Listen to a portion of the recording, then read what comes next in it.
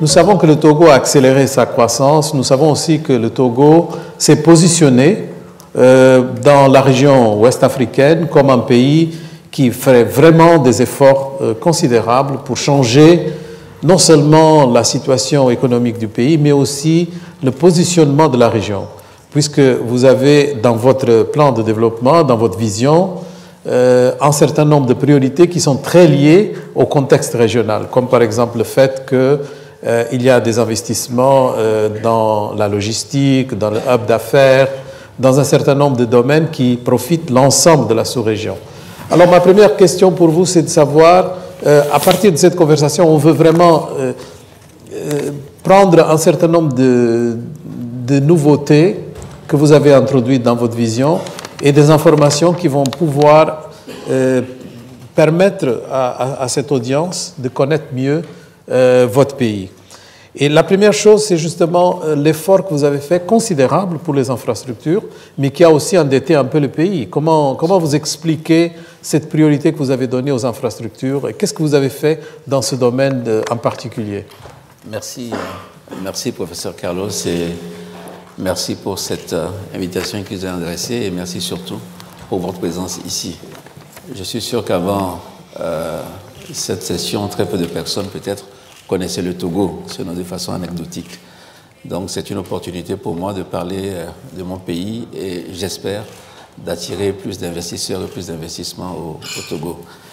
En effet, Carlos, nous avons, je pense que 2005, ça commence par la fin d'une histoire difficile, la fin d'une crise qui a plombé le pays puisque nous avons pendant 15 ans perdu presque 15 points de taux de croissance sur 15 ans. Donc les infrastructures étaient délabrées. Nous avons mené un processus de réconciliation, stabilisé le pays, mais la grande question, comme vous le savez tous dans nos pays, c'est l'économie. Comment faire démarrer l'économie alors que la confiance était réduite à cause de cette longue crise. Donc il fallait que l'État, je crois, fasse le premier effort. Donc la première tâche a consisté à être éligible à l'initiative PPTE pour avoir une réduction de la dette. Mais malheureusement, ayant été en marge un peu de la communauté financière à cause des sanctions, cette initiative nous a permis de réduire le niveau d'endettement qui était élevé, plus de 100%, mais on l'a ramené seulement à 40%, 40-41%. Néanmoins, il a fallu investir parce que sans cela, rien n'était possible. Et l'investissement devait être productif. Donc nous avons naturellement choisi d'investir dans les infrastructures parce que ça correspondait un peu à la vocation de notre pays. Le Togo a toujours été un carrefour d'échange, un pays de transit. Mais quand vous avez un aéroport qui est en mauvais état, qui n'a pas bien été entretenu, quand vous avez un port qui est dans une situation un peu léthargique, donc vous ne pouvez pas. Et les routes étaient délabrées alors que nous dépendions beaucoup, parce que le port de Lomé a toujours été un port franc, donc à la disposition aussi des pays de l'Interland. Donc nous nous sommes dit que, si l'État ne faisait pas l'effort initial, on n'attirerait pas l'attention du secteur privé, on n'attirerait pas l'attention sur notre pays et on ne pouvait pas avancer. Donc c'est ce qui a fait que nous avons pris le risque d'investir dans le port grâce à nos amis du secteur privé, notamment l'entreprise MSC et Bolloré. Nous avons fait des routes parce qu'une fois qu'on a un port, il faut avoir la suite. Donc nous avons fait 1500 km de route à peu près. Nous avons également investi dans l'énergie et ça nous a permis d'avoir un taux de croissance d'à peu près 5%. L'endettement, naturellement, je ne dirais pas explosé, mais nous étions en 2016 à un niveau élevé de plus de 80%. Mais aujourd'hui, nous l'avons ramené à un niveau plus soutenable puisque nous sommes en dessous des 70%. Donc nous avons fait des réformes qu'il faut. Maintenant, nous comptons sur le partenariat avec le secteur privé pour avancer. Et les résultats sont là puisque maintenant, vous avez le port qui a le plus grand trafic dans toute la zone du Golfe de Guinée et Afrique occidentale. Oui. L'aéroport est un des plus modernes. Vous avez le couloir qui est considéré le plus efficace dans la région pour les pays de l'Interland. Donc, l'infrastructure est en train d'être payée déjà avec des efforts considérables. Et en ce qui concerne justement la partie aérienne, ça a été reconnu, non seulement à cause de ce que vous avez fait, mais aussi la présence d'une compagnie panafricaine qui est A-Sky. On vous a confié au sein de l'Union africaine le rôle de champion pour la question de la politique de Open Skies, qui va permettre justement d'augmenter le trafic aérien entre pays africains avec la 5e règle qui est libérée. Vous avez aussi été, pas désigné, mais disons de fait, le champion pour la sécurité maritime, puisque sans sécurité maritime, les ports ne peuvent pas vraiment être protégés en termes de capacité pour qu'on augmente le trafic. Donc, ces rôles montrent que vous avez beaucoup investi sur le régional. Alors, comment vous voyez l'ASLEC, comment vous voyez tout ce mouvement qui, en effet, étend encore davantage ce que vous avez déjà investi au sein du Togo? Mais, sur ce sujet, vous savez que être de petite taille, ça a des avantages, mais ça a beaucoup d'inconvénients, notamment en Afrique. Généralement, quand on voit les investisseurs qui viennent vers l'Afrique, on regarde le Nigeria, on regarde le Ghana, on regarde le Sénégal, la Côte d'Ivoire, vraiment le Togo, à cause de l'étroitesse de notre marché. Et donc, très tôt, nous avons commencé par la CEDEAO à être un avocat, faire toujours le plaidoyer de l'intégration régionale. Parce que nous savions que sans cela, nous ne pouvions pas nous en sortir. Ça a commencé par la CEDEAO et je veux dire, cet activisme nous a été, nous avons été récompensés de cet activisme parce que nous abritons quand même plusieurs banques sous-régionales. Et ce mouvement initié par les banques sous-régionales a été poursuivi par les banques privées qui ont leur siège maintenant au Togo. Donc ça, c'est un des avantages que nous avons. Deuxièmement, si nous n'avons pas d'intégration, si nous n'avons pas de libre circulation, comment investir au Togo et pouvoir toucher le marché du Nigeria, le marché du Ghana, le marché du Bénin? C'est impossible. Mais en même temps, nous savons que en venant au Togo, grâce à la taille de notre pays, grâce à la proximité des dirigeants, nous nous efforçons, c'est beaucoup plus facile de se mouvoir à Lomé plutôt qu'à Lagos. Mes amis nigériens m'excuseront, mais c'est simplement une loi physique. Donc, cette proximité que nous avons avec les investisseurs nous donne un avantage et nous permet de régler le problème. C'est pour ça que continuellement, nous faisons le plaidoyer de l'intégration. Sinon, sans cela, les pays comme le Togo connaîtraient beaucoup de difficultés. Ces investissements que nous avons faits, l'aéroport, le port, sont surdimensionnés s'il ne s'agissait que de servir le petit marché togolais. Donc l'ASLEC, pour nous, c'est une opportunité supplémentaire de pouvoir avoir accès à d'autres marchés en comptant surtout sur le secteur privé. Ce n'est pas l'État qui va investir et exporter au Nigeria ou au Ghana, mais c'est surtout le secteur privé qui pourra trouver un environnement favorable ou bien qui pourra, s'il veut investir au Togo, savoir qu'il n'a pas de contraintes de marché parce que derrière le Togo, c'est un vaste marché, c'est la CEDEAO et demain l'ASLEC. Donc nous encourageons beaucoup, nous avons signé, nous avons ratifié également l'ASLEC et nous espérons que les obstacles inévitables seront levés par les chefs d'État africains. Voilà, donc parmi les opportunités qui étaient présentées tout à l'heure, c'est justement l'accélération de l'intégration régionale. Mais comment vous expliquez que, par exemple, une compagnie comme MSC choisit le Togo comme centre d'opération pour la région, de telle sorte que le port de Lomé, maintenant, est plus important que le port d'Apapa qui sert Lagos, ou le port d'Abidjan et d'autres ports? Comment vous expliquez, par exemple, que les banques régionales choisissent Lomé comme siège? Il y en a plus que n'importe quelle autre ville en Afrique. Comment vous expliquez qu'une compagnie qui est créée pour servir la sous-région choisit Lomé comme A-Sky?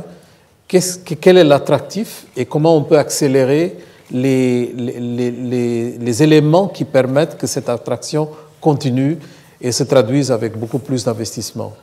Je pense qu'il y a 2 ou 3 raisons. La première raison, c'est la sécurité. Nous avons surtout beaucoup misé sur la sécurité.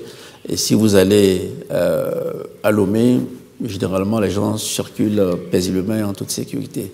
Deuxièmement, c'est une tradition d'hospitalité. Lomé a toujours été, c'est petit, mais ça a toujours été un carrefour d'échange. Je parlais tout à l'heure du port franc, je peux parler de la réexportation. 40% de ce qui arrive, des marchandises qui avaient à Lomé sont réexportées dans les autres pays.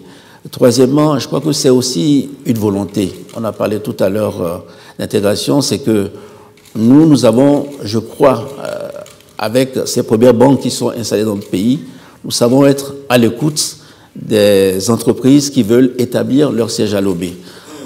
On sait les écouter sur le plan fiscal. Je pense que nos amis de Cobank ne nous démentiront pas. Il y a forcément des problèmes, mais l'administration et le politique savent s'adapter à leurs desiderata. Et je pense que la combinaison de ces trois facteurs-là, et puis bon, une fois que vous avez la BOAD, vous avez la BIDC, vous avez Cobank, les autres suivent le mouvement. Donc il y a un canevas aussi qui est là-bas au niveau de l'administration que nous mettons à la disposition des autres personnes qui peuvent suivre. Comment maintenant amplifier ce mouvement? Je pense qu'un des plus gros défis reste l'éducation. Je pense qu'un pays comme le Togo qui abrite autant d'institutions financières devrait avoir une business school de first class, ou bien une école où on peut apprendre le métier des banques, parce que nous avons toutes ces banques dans notre pays. Donc il y a cela. Et puis peut-être aussi un effort au niveau du